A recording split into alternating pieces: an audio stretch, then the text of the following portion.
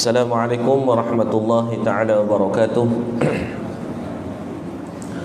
Alhamdulillah nahmaduhu wa nasta'inuhu wa nastaghfiruh wa na'udzu billahi min syururi anfusina wa min sayyiati a'malina.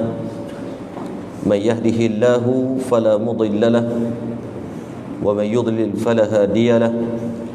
Ashhadu an la ilaha illallah wa ashhadu anna sayyidana Muhammadan abduhu wa rasuluh. Allahumma aftah alaina hikmataka wanshur alaina min khazaini rahmatika ya arhamar rahimin. Rabbana zidna ilman nafi'a warzuqna fahma. Allahumma yassir wa la tu'assir. Rabbi tammim bi khair amin amin ya rabbal alamin. Qala Allah ta'ala fil kitabil aziz, a'udzu billahi minasy syaithanir rajim. الذي خلق الموت والحياة ليبلوكم أيكم أحسن عملا وهو العزيز الغفور. صدق الله العظيم. Yang saya hormati sahabat saya Tuan Imam, Jawatan Kuasa Masjid, para asatizah, tuan-tuan guru, muslimin muslimat, hadirin hadirat dimuliakan kerana Allah Subhanahu wa taala. Pertamanya saya mohon kemaafanan dan lari bajet pula dah. Keluar kena 50 dari Sungai Petani tu, saya tengok waste tu sejam comel dah sampai pukul 7.45, 7.50. Sekali tuan-tuan dia pun buat dia kata ada sale lepak dah tengah highway, tak bergerak. Daripada pukul 7.50 dia naik pukul 8, 8.10, 8.15 kata merapu ni. Nah, tak tahulah depa ada apa tu, banyak sangat kereta jam di atas highway. 8.30 baru sampai. Jadi saya mohon kemaafan lah, terpaksa dianjak selepas daripada solat isyak. Mudah-mudahan ada ganjaran pahala yang Allah bagi di atas mujahadah untuk pertemuan pada malam ni, insya-Allah. Kita cuba berhenti 10 insya-Allah. Saya menghormati masa tuan-tuan juga. Kita mengambil sedikit istifadah daripada perjalanan hidup Nabi SAW yang boleh kita ambil sebagai panduan, sebagai satu bentuk pegangan dalam kehidupan kita, yang mudah-mudahan Allah Subhanahu wa taala mengganjarkan dengan ganjaran yang memasukkan kita semua ke dalam syurga Allah Subhanahu wa taala. Amin ya rabbal alamin.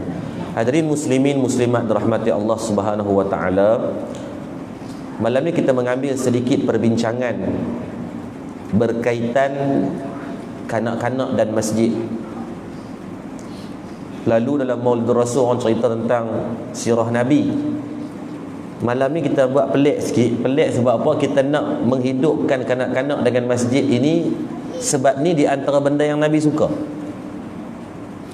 Tanda menghidupkan Maulid Rasul ini adalah dengan kita menghidupkan dan mengikut apa yang Nabi SAW suka buat. Seorang sahabat bertemu dengan Rasulullah SAW. Sahabat tanya, wahai Rasulullah,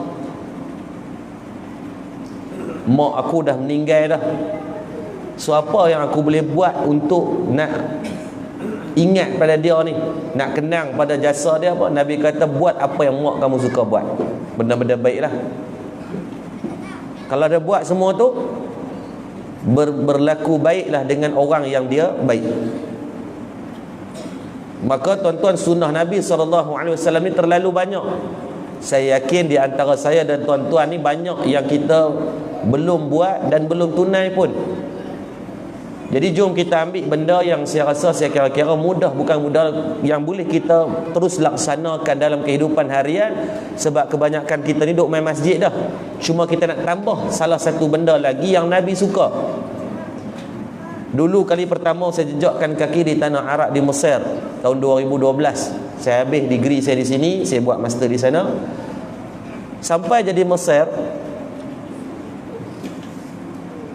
kebetulan waktu bulan Rabiul Awal, saya tengok ada satu pembudayaan di sana. Mereka suka bagi coklat dengan manisan kepada budak-budak. Budak-budak perempuan mereka akan bagi hadiah anak patung yang kecil-kecil tu. Mula-mula kita satu dua kedai tu tak rasalah pelik, tapi main sepanjang jalan, sepanjang bulan tu benda tu berlaku. Kemudian saya tanya kepada abang-abang sini, Awak depa duk banyak bulan ni, banyak sangat duk bagi hadiah ni. Dia berkata, ustaz, yang ni adalah sempena bulan Rabiul Awal, Rabiul Anwar disebut. Bila bulan Rabiul Awal, budaya orang Arab ni dia mengambil daripada salah satu benda yang Nabi suka buat adalah baginda Nabi SAW suka ikram kanak-kanak, memuliakan kanak-kanak dengan memberikan hadiah kepada mereka. Di Taiping ada satu masjid, habis je mayang maghrib, budak-budak ni terpa kat seorang Pak Long tu, meneru pi. Tok imam depa tak mai kat saya ke apa, depa nombor 2. Dia terpa pi kat satu dulu. Salam ni peluncung ni macam tu. Nya sayang sungguh. Saya dah tengok pelik dah apa dia Pak Long ni buat ni, sampai budak-budak ni pulun ni beratok memanjang macam kereta api, duk beratok nak salam. Habis kuliah apa semua, main isyak, duduk dalam bilik makan dengan AJK. Saya tanya mereka, awak budak-budak tu salam kat Pak Long tu suka sungguh, merimpik ni, kiri kanan ni penuh. Dia berkata, ustaz, Pak Long tu hari-hari dia akan bawa je benda-benda ceklet-ceklet, manisan-manisan, dia suka bagi kat budak-budak. Kalau tak ada benda tu, dia akan bagi duit shilling, seorang 5 kupang, seorang RM1. Dia tak bagi banyak pun, tapi budak-budak jadi syok. Jadi bila budak-budak ni dia ikhlas, dia suka ke orang, dia suka sungguh. Kalau dia meluat, kau tuan-tuan, dia meluat sungguh, jangan buat main. Tak jadi duk cengih, tak tentu arah, marah depa kat masjid lebih daripada 3 line lagi. Suruh marah budak-budak kalau dia tak suka. Kita sayang lah tuan, sebab depa baru nak belajar untuk duduk di sini. Dia memang kadang-kadang ada gangguan lah budak-budak ni. Macam tengok duk mayang tadi, dia langgar dinding, dia rasa dia balas pintu slide tu berdegung kan. Tak apalah budak-budak yang kita sesati, kalau orang tua pergi langgar tu nak lari balik, tengah-tengah mayang dia lari balik, kita sesati lah. Budak-budak lari tu biasa. Yang kita patut sesati kalau budak orang tua makin lari jauh daripada masjid. Tua-tua dah tak pernah sampai masjid lagi, tu kena sesati. Budak-budak bising ni dengar suara-suara mereka, tak apa. Yang kita sesati orang tua-tua dalam masjid duk sembang. Jadi malam ni kita ambil beberapa hadis Nabi sebagai panduan berkat bulan Rabiul Awal ini. Mudah-mudahan tuan-tuan kita doakan. Saya ucapkan tahniah lah pada pihak masjid yang boleh mendatangkan ramai kanak-kanak pada malam ni. Moga istiqamah lah. Kita yang mak ayah ni bawa lah anak-anak. Saya runtun habis anak 4 orang. Anak saya 6, semua lelaki, latu-latu semua. 2 orang ni kecil sangat, nak berumai tak padan, dia berguling riau dalam masjid. Saya tadi nak buat apa? Tak apalah, saya faham dapat duduk sat.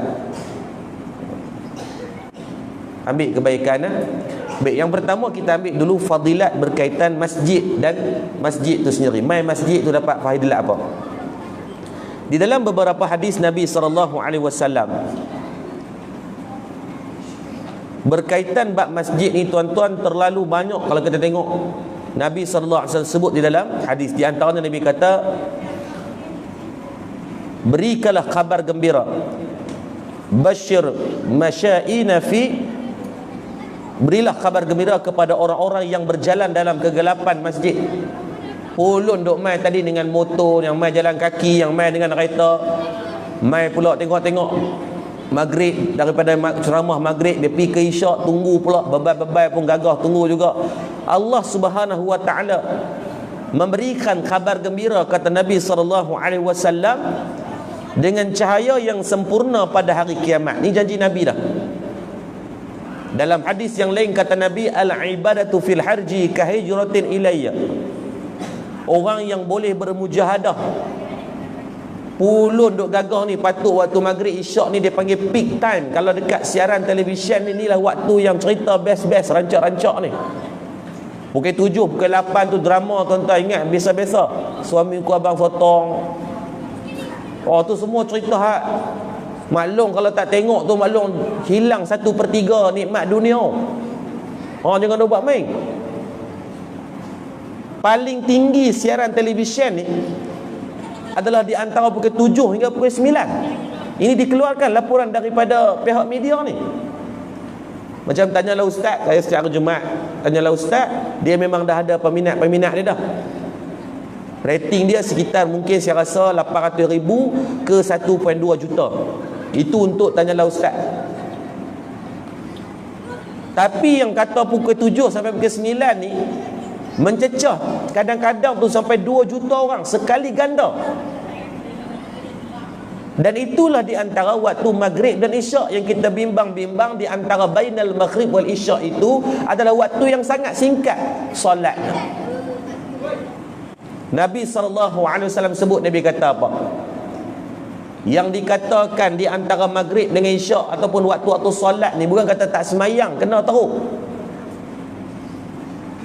Kita semayang lambat pun Nabi bagi ancaman. Nabi kata apa? Man jama'a baina salatain, barang siapa yang jenis suka menghimpunkan 2 solat dalam satu waktu. Jenis perangai dia suka semayang, jenis mekngot ni, jenis ralik ni, merendang. Habis main bola duk lepak lu dekat padang bola, sembang duk ulas lebih pada pengulas bola sepak. Sampai pukul 7.30, 7.45 baru dia deras motor nak balik rumah, mandi dulu. Pukul 8 keluar pada beli ayak, kalau nak selum kain plekat, nak semayang, hampang sejadah. Pukul 8 suku baru nak angkat takbir, 8.20 orang azan. Ataupun yang duk tengok drama Melayu dulu, pukul 7 drama start, 7 suku baru azan maghrib. Dia tunggulah, dia tahan tu sampai habis pukul 8 tu. Kalau nak semayang telah-telah, celah-celah tu, takut, dia kata takut terlepas momen-momen yang best. Takut dia terlepas momen-momen yang sepatutnya dia dengar. Pukul 8 baru nak pergi ambil wuduk, 8 suku baru nak ikat telekung. Telekung pula jenis ada 18 ikatan ni. Daripada atas macam ngetiang instru, bawah tu ada macam sengguguk yang katok puru lah apa semua benda tu. Sampai nak ke bawah tu tuan-tuan, 8.20 baru boleh angkat takbir, bagi salam azan isyak. Nabi kata apa? Orang yang sengaja menghimpunkan 2 solat dalam satu waktu tanpa keuzuran,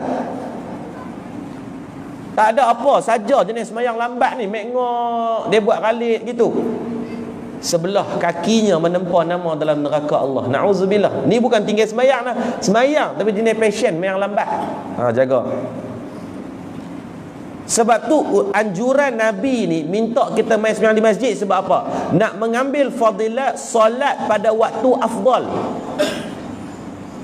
Waktu afdal ni apa? Waktu yang paling baik kita semayang adalah waktu yang kalau kita dapat mengangkat takbir bersama dengan imam. Dia bukan masbuk, dia bukan main lambat sikit ke apa, betul-betul cun-cun semayang itu, imam angkat takbir, dia boleh angkat takbir. Tu waktu afdal. Maka larikan sedikit kesibukan dunia kita dengan keluarga kita ni, mai ke masjid. Pihak masjid railah sikit budak-budak. Budak-budak ni mereka suka 2 benda: makan, permainan. Mereka suka ni, tuan-tuan tak boleh nafi benda tu. Lepas tu kalau di masjid kami, kalau masjid Madat ni, makan setiap hari kita sedia untuk mereka. Yang kedua, permainan. Budak-budak masjid ni kami ada nama dia kelab budak masjid, ada lebih kurang 600 orang. Ramai tu. Masjid baru operasi 5 bulan. Dan 600 orang budak. Setiap pagi tak kuranglah 100 orang yang main sembahyang subuh jemaah. Budak-budak ni kan kita paksa mereka, tapi kita bagi apa mereka nak. Kita supply juga apa yang mereka perlukan. Kami beli 30 set memanah, mereka boleh main. Nama dia Akademi Memanah. Baru ni beli 10 ekor kuda untuk mereka masuk untuk main kuda. Bukan lomba kuda, tikam kuda pula. Ni kita buat dah sebulan ni. Kalau mereka boleh konsisten bulan 10 ni semayang, kalau boleh konsisten sebulan penuh, solat subuh tu kita bagi silat lain tak apa lagi. Kalau boleh main tu bonus, tapi kita ambil catatan tu pada solat subuh. Kalau boleh konsisten sebulan semayang subuh berjemaah, kita beli PS5 untuk ada bilik gaming dekat masjid. Seronok budak ni, dia lomba dia pun main. Tak boleh nak nafi, mereka akan suka hiburan. Tuan-tuan saudara buat warak lebih lah. Anak tuan-tuan dengan anak saya sama, dia akan nak main game, dia suka tengok main game. So kalau kita tak boleh nak halang dia, kita cuba jadikan tu sebagai senjata untuk main di masjid. Tapi kita kawal dia lah. Bukan boleh main hari-hari. Hari cuti saja bagi masuk sejam, tapi dia geram tu dia syok dah. Masuk tu dia gedik dah syok main. Padahal kat rumah dia boleh ada, tapi bila main ramai-ramai tu dia lagi best. Sebab Nabi kata dah, pusat institusi permulaan Islam, pendidikan yang terbaik ni adalah di masjid. Tak ada tempat lain. Nabi masuk ke Madinah, benda pertama Nabi buat masjid dulu. Cari tapak masjid, tak ada dinding, tak ada apa lagi. lapik dengan pelepah-pelepah tamar, kepung dengan pelepah tamar tu. Jadikan ia sebagai hub dan center untuk pengumpulan orang Islam. Jangan jadikan masjid ni semata-mata untuk main semayang, main mengaji, main menikah, main tu nak mati. Lepas mati, bukan nak mati, dah mati dah. Orang tolong usung bawa masuk. Jangan jadi 4 tu saja. Fungsi masjid ada lebih daripada 25 fungsi masjid. Jadi pusat ekonomi, pusat kesihatan, pusat kaunseling, pusat untuk permusafiran. Ni masjid tuan-tuan dekat dengan kawasan naik besar-besar tuan-tuan, tepi jalan tu masjid buka 24 jam.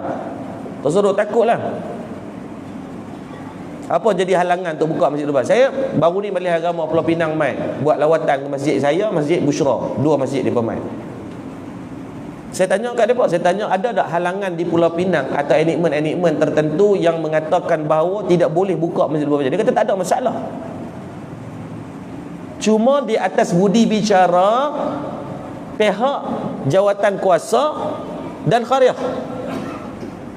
Tuan-tuan buat geram sikit tuan, masjid macam bubuk buka 24 jam.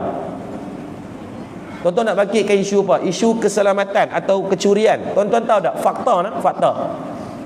Kami masjid yang 2 masjid lah yang di Kedah yang buat 24 jam. Masjid Bushra, Masjid Madat dah buka 24 jam. Sepanjang Masjid Bushra dah 3 tahun lebih dia buka 24 jam. Kami buka dah ni dah bulan ke-6, bulan ke-5 buka 24 jam.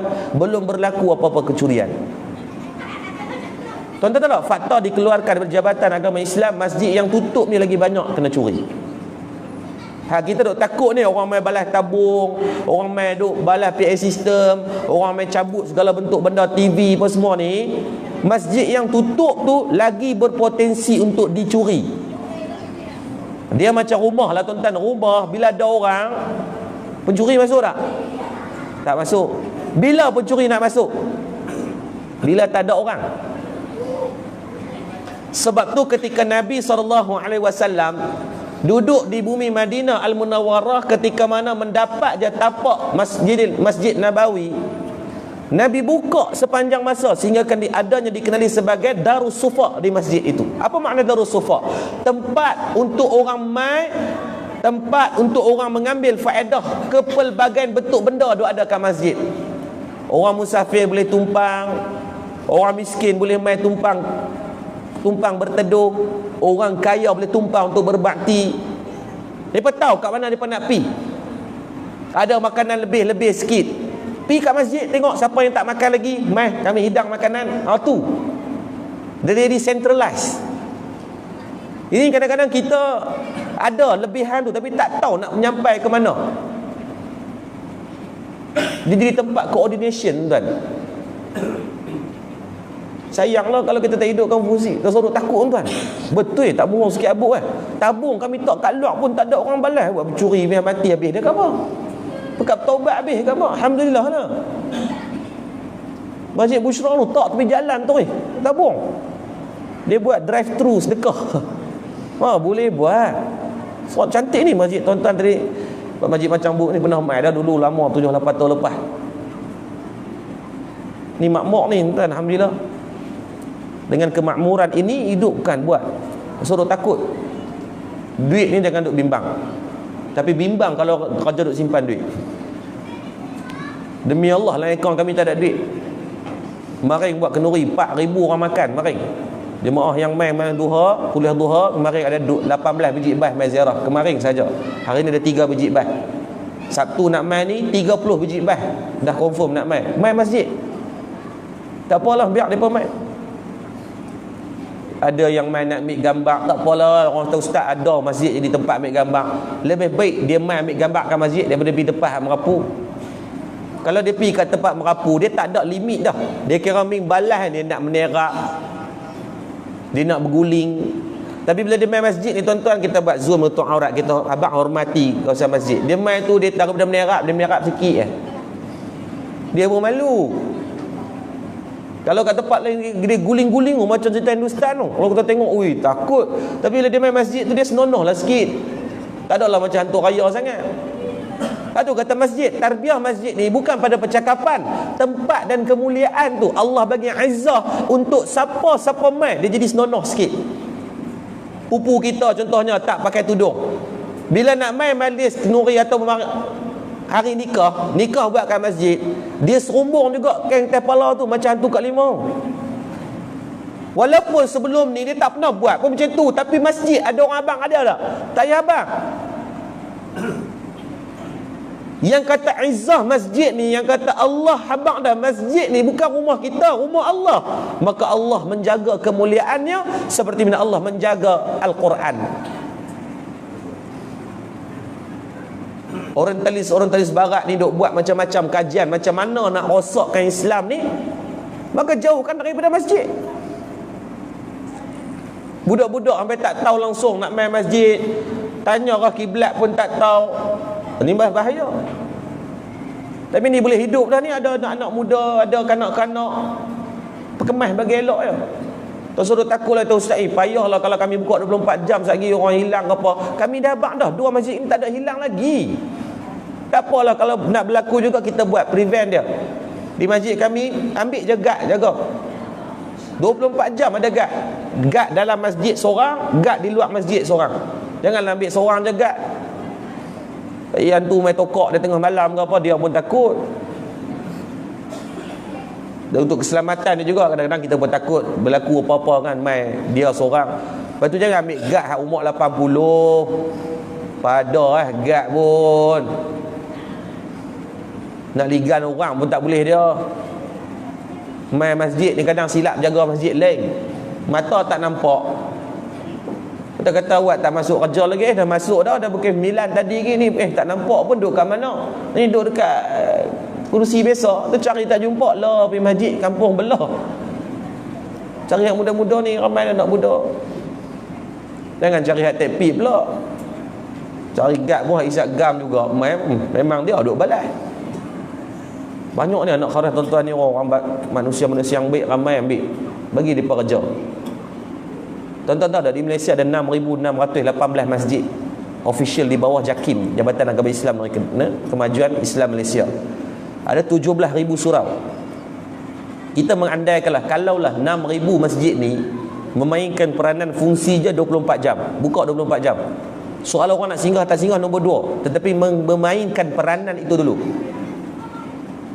Yang pertama, tuan-tuan menyelesaikan, membuka peluang pekerjaan lebih daripada 20,000 peluang pekerjaan.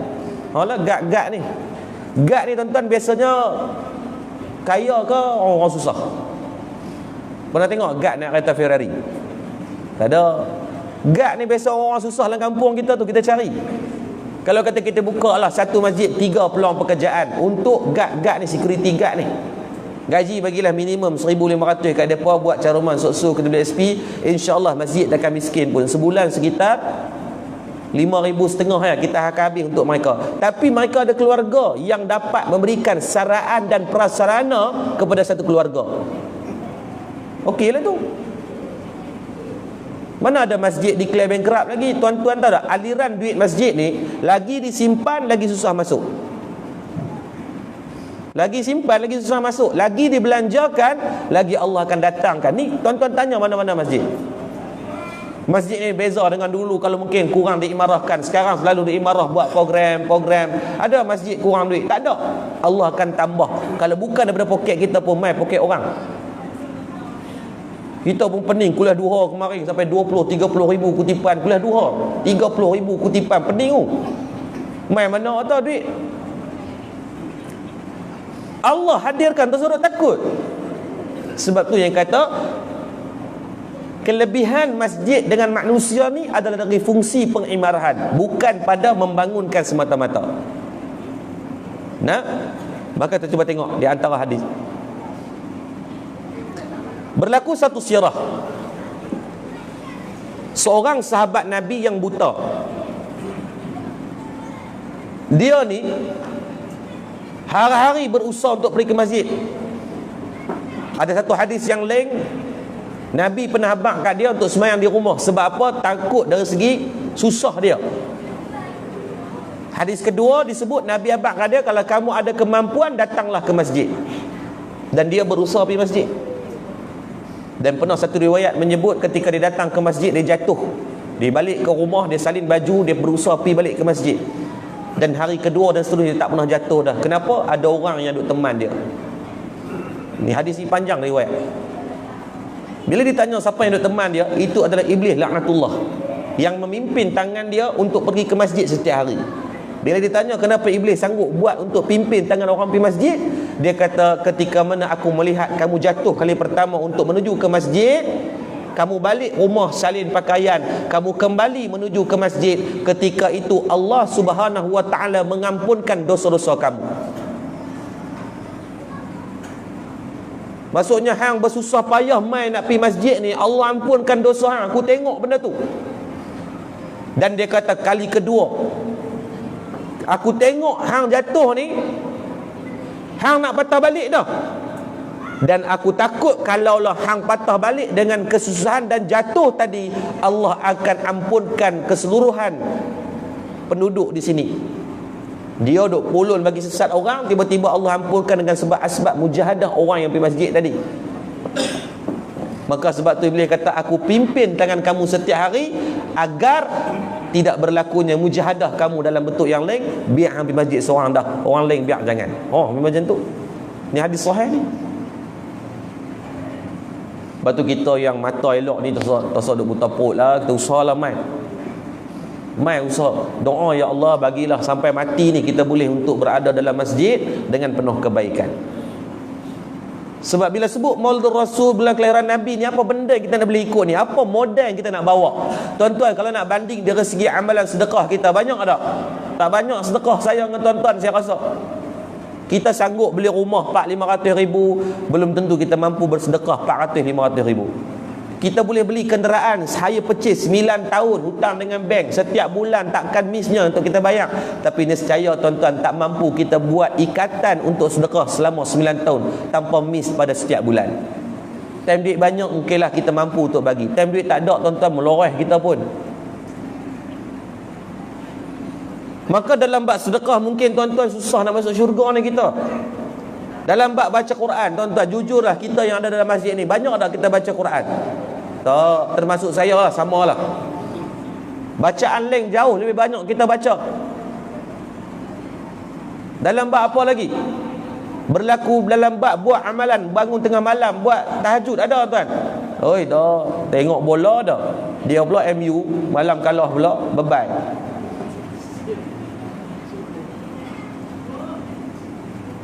Tak ada tuan, bangun tahajud ni saya rasa Ramadan je lah kot yang hingga-hingga sikit lah. Rajin lah sikit kan, bila mai ramai-ramai buat jemaah tu kira kemas lah sikit. Kalau bulan leng ni, Allah meloreh kita. Puasa sunat ada, puasa sunat. Orang perempuan mungkin rajin puasa sunat Isnin Khamis. Hak laki ni tak ubah nak rajin sangat lah. Kalau ada tu boleh tak kat muzium dah. Tak banyak. Bukan kata susah jumpa, ada saya jumpa, ada ramai je yang duk buat. Cuma tak banyak lah. Minggu lepas siapa puasa Isnin Khamis? Siapa? Tak ada? Saya duk tanya dah, kita dapat uduh kita ramai-ramai ni, masuk saya tak puasa. Tuan-tuan bayang, kita dalam ni kira hak yang jenis lah sikit, kira boleh main masjid ni kira okey lah. Tu pun tak buat, hak sunat-sunat ni payah, kita tak banyak.